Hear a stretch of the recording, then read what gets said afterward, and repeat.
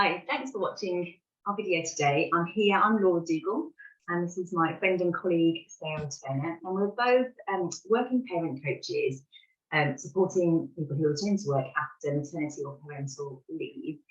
Today, we're going to focus on guilt and managing guilt, and we think it's an important topic to cover because it's really common with working parents. We find it's something that gets really ramped up after returning to work, after having children, particularly when those two things come into play together.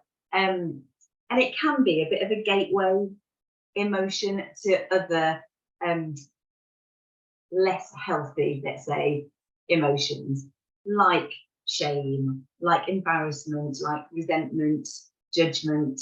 And I guess worst case scenario is that it might have a long-term impact in terms of mental health on things like depression, anxiety, things like that. So that's why we're looking at this particular theme today. So shall I just kick off, Sarah, or is there anything that you want to add in before we get started? No, I mean, I think the only thing just to add is it's very common, it's very normal, and it doesn't just exist, around that point of maternity, if we're thinking about women for a moment. But, my two daughters aren't babies anymore, but it's still very real for me, even now. So it's not, it can be an ongoing or repeating kind of emotion that will be triggered and brought up. That's so true. And I think also to say that, it's not, guilt obviously isn't a unique emotion to being a parent either. Guilt is a universal emotion that we all as humans feel. I do think there is something about becoming a parent that for some reason, that it's an emotion that becomes more common. So if we start today, I'm going to kind of start by just talking a bit about guilt and then talking through some 4 steps that I use personally, drawing on different coaching tools and techniques to help just ease feelings of guilt. And Sarah's going to add in to that as well. And then I just very handily got my own little anecdote from something that happened yesterday, so I can kind of talk through how those steps look in a little story, just to show as well, we're all human, it happens all the time. And also in terms of, by looking at these emotions, we're not making them go away. What we're doing is making them easier to deal with when they arrive and quicker to work through. Okay. So if we just start by thinking about the fact that guilt, we took like the dictionary definition of guilt, it's a feeling of deserving blame. And interestingly, it can be for real or imagined offences. So sometimes guilt happens to us when we have done something wrong. And sometimes we feel guilt when that thing isn't real, or maybe is something that we're projecting into the future, or is something that we assume responsibility for. So a good starting point. And also just worth thinking about, who we are as people. So you might be somebody who is prone to feeling guilty. You might be somebody who really wants to please other people. You might be somebody who is keen to take on responsibility. You might be an empath. So there might just be sort of certain things about your personality which mean that you're more prone to feeling guilt than somebody else. Yeah, and I think just adding to that, often that can come from learned behaviours or conditioned tendencies from childhood, depending on our own experiences. And so one of the things I'll often notice is just having really high expectations. That's something I know I have of myself, and I often see it in clients too, where it's a sense of either I'm not doing enough, well, it's that, and the fact, therefore, I need to do more. I need to be the best parent. I need to be present and available. I need to be calm and patient, or whatever it might be, whatever time of day that is, whatever the child is throwing at me, because we want to be the best parent, right? We want to do the best we can possibly do. It comes from a good place, but as you're highlighting, it doesn't necessarily always lead us to a good place. I just think that's such a good example, and I think probably we see that a lot because we work with women who are ambitious, who are driven, who are used to being high achievers. And then when you put that onto being a parent, you want to be a high achieving parent as well. And that comes with high standards and high expectations from ourselves. So yeah, completely agree with that. I think what I'll do is if I sort of walk through the 4 steps, and we'll talk through them that way. So I would say about anything really, that the first point is always about awareness. So when you know about something, then you can choose to do something different. So the first step would be trying to think about, and you can either do it in the moment when you are feeling guilty, or you could take the time when you're not to think about, like, what is happening. Think about the last time that you felt guilt. Think about what was happening in that moment. And I guess typical things that I hear are things like shouting at my children, or leaving work now earlier than I used to leave work because I have to go and pick the kids up from nursery. So those, I would say, are quite common trigger points for feeling guilt. So go on. Yeah, no, I was just going to say, and maybe I'd add to that, maybe a sense of impatience, because again, and maybe I'm speaking more personally here than I am from a perspective of my clients, but I think when you are a working parent and you're juggling so many different things, whatever your child is thinking about or experiencing in that moment is the most important thing to them. But of course, you've got 101 other things you've got on your head that you want to get done. And one of the things I know I can struggle with is a sense of impatience of, oh, come on, let's just get to it so I can go off and do these things. Absolutely. Oh my goodness, if I got a penny for every time I said hurry up, reminder would I'd be rich. Absolutely. Yeah, really good example. Yes. So in terms of awareness, so slowing that moment down, and this is using a tool from CBT, so using the 5 areas tool, thinking about, like, what were the thoughts that I was having at that moment? You know, like, was I judgmental? Did I have compassion for myself in those moments? Was it you should have done this? Oh God, that, you know, so really taking a notice of what are the thoughts that are happening, thinking about the other feelings that are occurring at the same time as well. And if you struggle to name your feelings, a really good tool is the feelings wheel. Yeah. Have a look for what other feelings is this bringing up in me. Is it really the guilt, or is it shame, or is it like sorrow? You know, is it something else that needs to be highlighted? And you can also think about, like, where are you feeling it in your body? How will you know, when you're moving forward with this, how will I know that that is guilt actually happening in that moment? Okay. And I guess, thinking about that, what we want to do, I guess, normally is that when we have unpleasant emotions, is that we want to, the natural reaction is to just, like, push it away, don't deal with it. But I think that is where, when we're not dealing with it, it just grows and grows and grows because we never look at it. So if we can take this time to sort of sit with it, be aware, bring it out into the light, really be honest with ourselves and bear it, that's where you can start to actually do something with it. And what that's just making me think about, and this is probably better suited to smaller children than maybe my teenagers, but when your child is in the throes of a meltdown, a tantrum, whatever it might be, which is often can be a trigger, which, you know, when you're tired or you've got 101 things to do, slowing yourself down in the moment can be really hard. But one of the techniques I've learned and often share with my clients is called the heartbeat hug. I'll just very quickly go into this because it's lovely to do yourself and also with your child. So it really allows you to slow down a moment. So you get your child and you cuddle them and you get them to put their ear to your heart and you say, oh, shh, can you hear my heartbeat? And so you have to kind of go like this, really, really listen. And of course, they have to stop crying so they can hear your heartbeat. But also, if you then breathe slowly, your heartbeat will slow down if your heartbeat is also a little raised. And there's something about the connection and then listening to your heartbeat and then getting them to breathe with you really slowly that calms your parasympathetic system down, but also their parasympathetic system down. So together, you actually manage to have that pause and that slowing down, which makes it much easier to do than it does yourself when you're kind of facing into that onslaught of that tantrum or that meltdown. Oh, I love that. And actually within that sort of bonding, because you'll be promoting all kinds of hormones like oxytocin, you know, so like there's so much within that, isn't there? And I can imagine that would be easier to do at some times than others.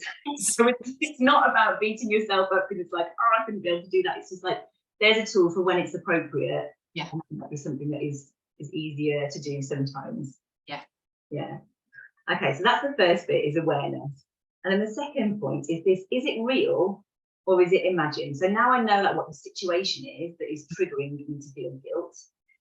Is it real? Like, have I actually done something wrong? Or am I putting something onto myself? Am I imagining it? Am I taking too much responsibility for something? My one is that I'm terrible for catastrophizing. So, and I'll go into that in a minute when I tell you my story, because that's what happened last night, was that I just went into, oh my goodness, well, now I've done this. In 20 years' time, my daughter's going to be a drug addict. It was just, you know, like you sort of make those leaps. So it's that moment of slowing it down. It's like, is it real or am I imagining this? And I know before we started recording, you've mentioned about comparison is often one that comes in, isn't it? Where we compare ourselves to people that we see online or friends or stories that we've heard, all expectations of ourselves. So yeah, is it real or is it imagined? Is there anything you want to add on that one before I move on to the... Well, I think the thing that, again, work in progress for me, but also I will share with clients, is thinking about boundaries. And so thinking about, you can love someone, but their behavior is not okay. And sort of having that boundary that says, I love you, but this is not okay, is something that I found really useful. So, you know, with my daughter, she's tendency to want to tell me everything and tell me late into the evening when I'm tired and not at my best. So one of the boundaries I put in place is, you need to talk to me before 8 o'clock. Otherwise you don't get me at my best and you deserve me at your best, you know? So that's a boundary. Talk to me before 8 o'clock. Otherwise it has to wait till the next day. Write it down, do something else with it, but it doesn't come to me. And that's a boundary I've learned to put in place. Doesn't always work, but the intention is there. That's it. And we can only do the best that we can do. So it's not about getting this perfect. It's not another thing to put on our list of like, oh, I've got to be perfect at these steps. It's that these are some tools that I can bring in to try, to just experiment and explore with. Yeah. And just while you were saying that, I was thinking about sort of in a work situation as well, thinking about that moment when you're leaving work. Do you know, like if that's when you're experiencing guilt in terms of is it real or is it imagined? Sometimes we might imagine that other people are judging us. We might imagine, you know, like maybe when you get up to leave work, somebody in your office or your manager or whatever lets out a deep sigh. And maybe you take that as oh, here they go, judging me for leaving. But it might not, maybe they're just having a deep breath. Like, do you know what I mean? Like you just don't know. So it's separating that from like, what's happening in my mind and what is really happening. And with that example, one way to think about that is, you know, what is the story I'm telling myself here? Can be a really useful way of sort of detaching yourself from that thought or that belief. You know, if this was a story, if I was telling myself a story here, what would that story be? The story would be that my line manager's huffing and puffing because they think I'm leaving early again, when actually they're huffing and puffing because they've had a really bad email or some other reason. Absolutely. That, you know, the difference between what's the belief that I hold that is playing out here and what's actually happening. And I think what we're doing here is illustrating how useful this is to actually work with, I would say, a coach to go through this process of looking at, being able to unpick this, to look at what is really happening here. Yeah. So the next part then is, when you've done this, is being able to identify the dynamics of what's going on. So looking at, well, within this situation, then what is my responsibility and what is, often there is somebody else involved, so what is the other person's responsibility? And obviously you want to give, you know, thinking about if it's your child, thinking about their age and like, actually, what are they able to take responsibility for? What's appropriate in this situation? So yeah, just sort of trying to separate out the who's responsible for what, and am I taking on too, it's a good one for identifying, like maybe I'm taking on too much responsibility here. Maybe it's not really all my fault. Maybe they had a part to play as well. It stays true, but it just means that I'm not then going like, oh my God, I am a terrible person and they are holier than whatever. Yeah, no, I'd agree. And I think that can be a really useful step to take, and just to check yourself, because I think it's very easy to assume that a child, and I am thinking about an older child here, but I think it's very easy to think a 12 or 13-year-old should know better or should be able to empathize, when actually their brains aren't developed enough to be able to empathize until they're like, I think it's late teens or even early 20s, which is insane. But actually their brains aren't fully formed yet, so they're not actually capable of feeling empathy. So we're then projecting something onto them that actually they're just not able to possess. Yeah, exactly that, and just having that appropriateness, but also holding on to like, but it's still okay for me to be it's really frustrating to deal with somebody who doesn't understand empathy, you know. So it's about, and I think when you're writing these things down, or if you're using diagrams, it's just a really great way to like have another perspective, because it's complicated. All this is happening anyway, so it's just a way of just having it in front of you. And I guess then the important bit is, now that you've done all of that, is that then allows you to look at, right, well, now that I know what the situation is, what the triggers are. Now I know what's real and what's not. Now I know what's my responsibility. That big question now is, what's in my control now to do differently? And it might be like, well, actually, I can't go back in time and change it, but I could have a conversation. I could apologise. I could reset a boundary. You know, if it's about leaving work at a certain time, maybe it's just like, I need to have that conversation just to say, to be clear, you know, when I came back to work, I did say that I would need to leave at 5 o'clock or whatever that time is. Is that still okay? You know, having that and resetting that so that you're doing something positive with it. I think your point about apologising is a really, really important one, not one to be kind of under-emphasised, because in any sort of child psychology, as we think about being a parent, one of the most important things is to role model rupture and repair. So, you know, rupture doesn't have to be a really big rupture. It can just literally be an argument or a falling out or a disagreement with your child, but actually role modeling the importance of going, I'm really sorry. Mummy, you know, wasn't at her best last night, or mummy shouldn't have done that, or mummy shouldn't have said that, or whatever it is. You know, I'm really sorry, I still love you. You know, no matter what, I still love you. So I think that role modeling rupture and repair is really, really important. I'm sure there's something else I was going to say and I've forgotten. I shall come back to it. But if I can really quickly now just run through the example, just to bring all this to life, I guess, and I can just very quickly just show you what happened to me in real life, and it can show you these points as we go on. So I'll just let you know that it was last night, so it's a Sunday night, and I was putting my daughter to bed, and putting my daughter to bed is one of those times where in my mind, this is like time, we get to cuddle, and we get to read books together and snuggle up in bed, which happens sometimes. And sometimes I have to go, brush your teeth, stop doing that, it's time for bed, do you know what time it is? So it's like a real mix. But I think always in my mind, it should be the first. So I've got a high expectation, basically, of what's going to happen at bedtime. And then what happened last night was I had to ask her a number of times just to come and sit with me, to stop doing gymnastics, stop, you know, reading your book in a funny voice or whatever. And at the moment, she's doing this thing where when she's had to do something, she thinks it's funny, so she was laughing. And it's a recurring thing that's been happening. And I've been trying to tell her that's inappropriate, it's rude, she shouldn't be doing that, you know. It's an ongoing thing, and I think I've had so much patience with it so far. And then last night, in that moment, I said, right, it's time to come to bed. Come and sit here. She started laughing. Jasmine, it's time to come to bed. Stop now. Come over here. And it happened 2 or 3 times. And what happened was, the result was I just went, fine, forget about it. You know, just exploded.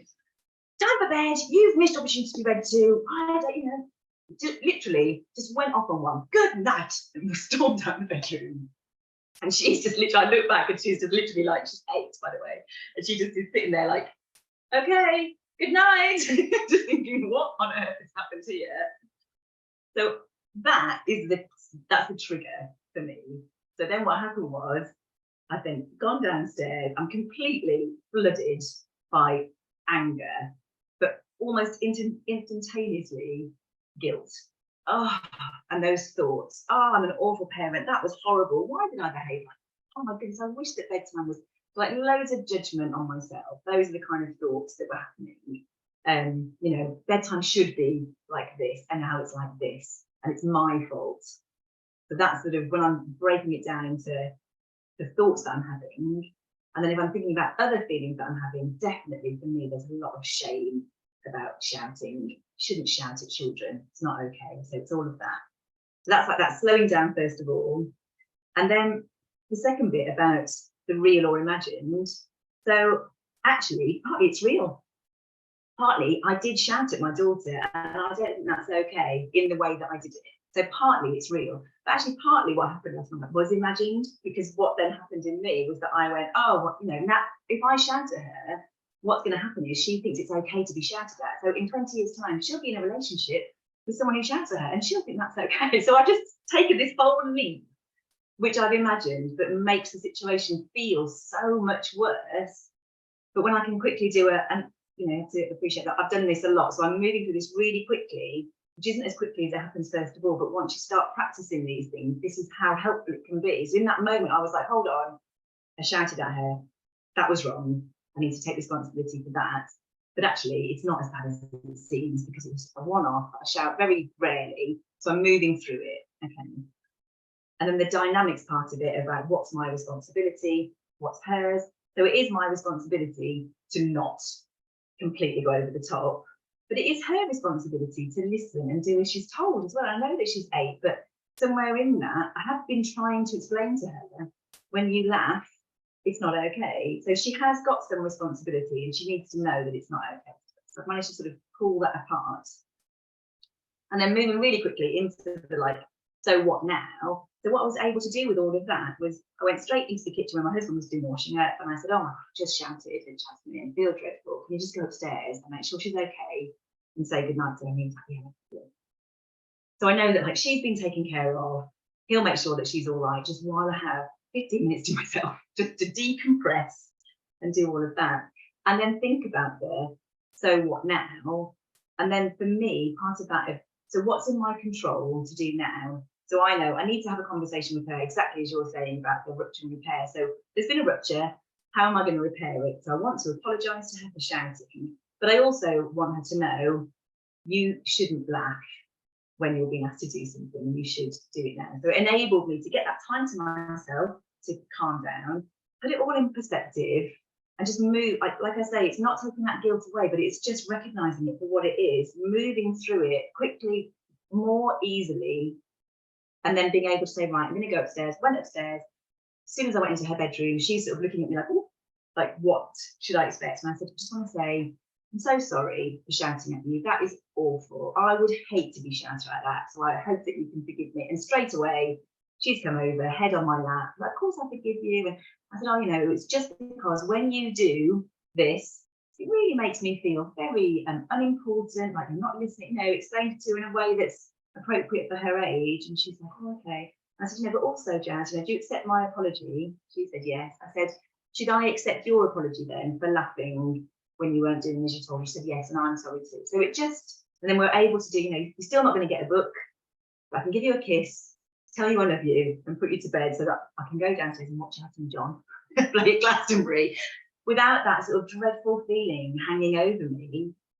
Where I would say that actually this morning I woke up and there was still a sense of, I was a bit disappointed in myself yesterday for going a bit over the top, but disappointment is a lot easier to bear than guilt. And the thing that I would just want to emphasize to you and to anyone else who's listening is the disappointment is because you hold yourself to a high bar. And the thing that I was going to say earlier, and I forgot about, and I've remembered, is, you know, I think it's really important to show our kids that we're not perfect, that we are flawed, that we make mistakes and that we get things wrong. We are just human. And for a whole range of reasons, you know, you were triggered, you got impatient, you let her know. But actually, that's just human. People all over the world do that every day. And the important thing is noticing it, saying sorry, and then letting the child know that no matter what, they're loved, and all of which you did. Oh, yeah, that's nice to get some feedback on that as well. So yeah, so I hope that is helpful to you if you're watching or listening. Let us know how you get on, or if you have any thoughts about it as well. And yeah, we have various other videos on our YouTube channel. If you'd like any more information about working with us, please feel free to be in touch and we can tell you more.